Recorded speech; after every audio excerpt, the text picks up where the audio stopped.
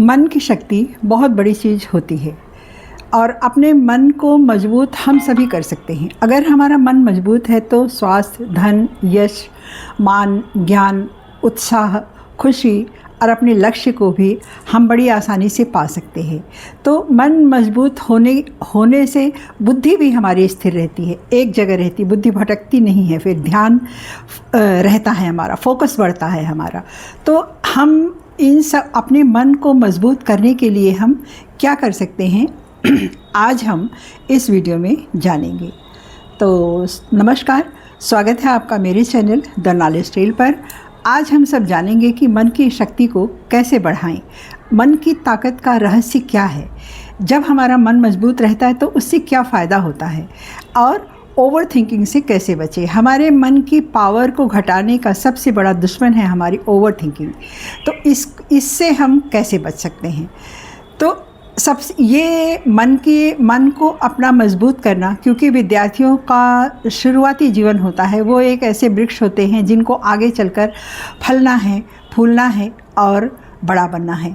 तो सबसे ज़्यादा पावरफुल वीडियो आज का ये विद्यार्थियों के लिए है। विद्यार्थी इसे ज़रूर देखें, सुनें और इसका पालन करें।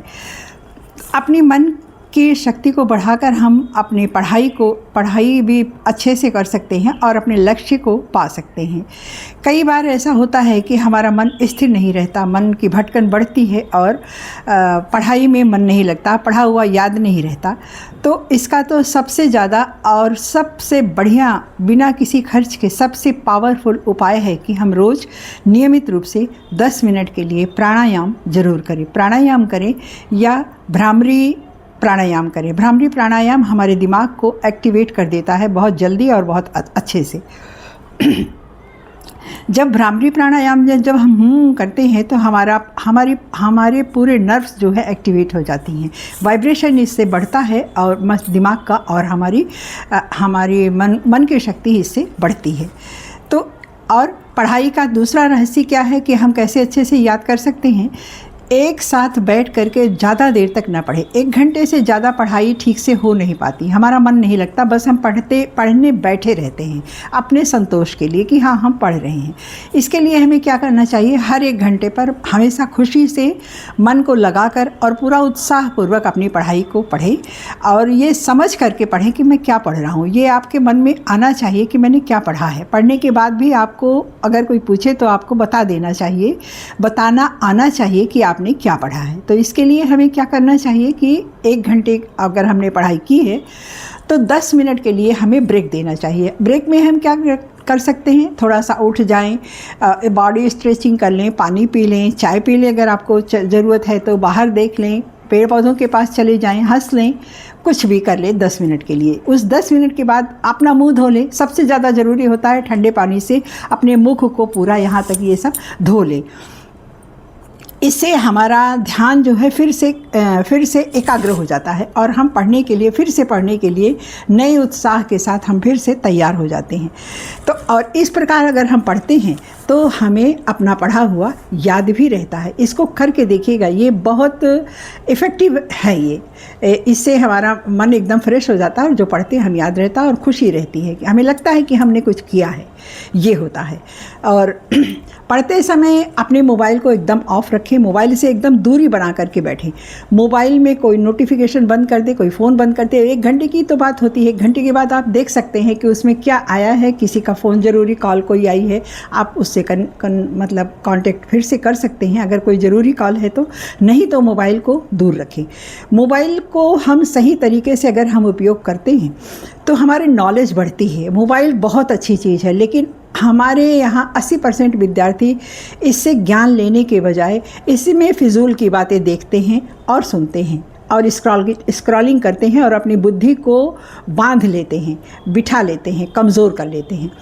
तो इससे हमें बचना चाहिए। और ये सब जब होता है हमें पता भी नहीं चलता, बड़े आराम से घंटों टाइम बीत जाता है और हमारा दिमाग वहीं एक जगह बैठा रहता है या सुन्न सा हुआ रहता है और हमारा दिमाग उस समय कोई काम नहीं करता जब हम स्क्रॉलिंग करते हैं। इसलिए इससे तो बिल्कुल बचना चाहिए, स्टूडेंट्स को तो बिल्कुल बचना चाहिए इससे। तो मोबाइल पढ़ते समय दूर रखें। बाद में जब आप ब्रेक लेते हैं तो उस ब्रेक में आप देख सकते हैं कि क्या आया है। शिक्षा हम जब लेते हैं ये केवल हाई स्कूल के बाद 2 या 4 साल का पीरियड ऐसा होता है जिसमें हम अच्छे से अगर हम अपनी पढ़ाई मेहनत से कर लेते हैं तो हमारा आगे का जीवन सफल हो जाता है और हम अपने लक्ष्य को पा लेते हैं। तो आगे हम अपनी पढ़ाई को ठीक से कर सकें इसके लिए हमें क्या करना है ये मैंने बताया है, मगर मैं फिर से रिपीट कर देती हूँ।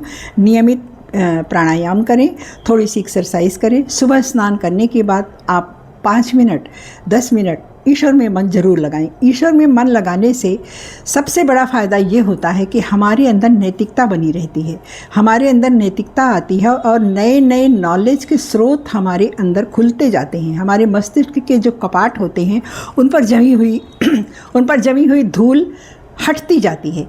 इसलिए थोड़ी देर के लिए ईश्वर में ध्यान लगाना, जब हम फूल चढ़ाते हैं भगवान को, जल चढ़ाते हैं भगवान को, हम कितना खुश होते हैं और उससे जो है हमें एक ऐसी खुशी मिलती है जो हमें मेरे समझ से कहीं और नहीं मिलती है।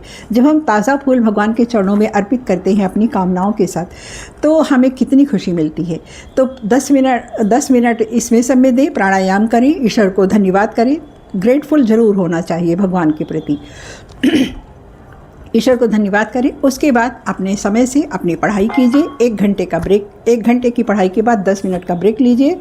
खुश रहिए और अपनी पढ़ाई फिर उसमें पढ़ा हुआ याद भी रहेगा और आपका फोकस भी बनेगा और ओवर थिंकिंग से भी आप बचेंगे। सबसे बड़ी दुश्मन ओवर थिंकिंग होती है। ओवर थिंकिंग से आप बिल्कुल बच जाएंगे क्योंकि आपका ध्यान एकदम आपके लक्ष्य पर है। तो इस तरह से करने से हमारा ध्यान भटकता नहीं है और हमारा असली डोपामिन उस समय हमें मिलता है। तो धन्यवाद आपने इतनी देर तक हमें देखा सुना, इसके लिए आपको धन्यवाद। लाइक कीजिएगा, सब्सक्राइब कीजिएगा। धन्यवाद।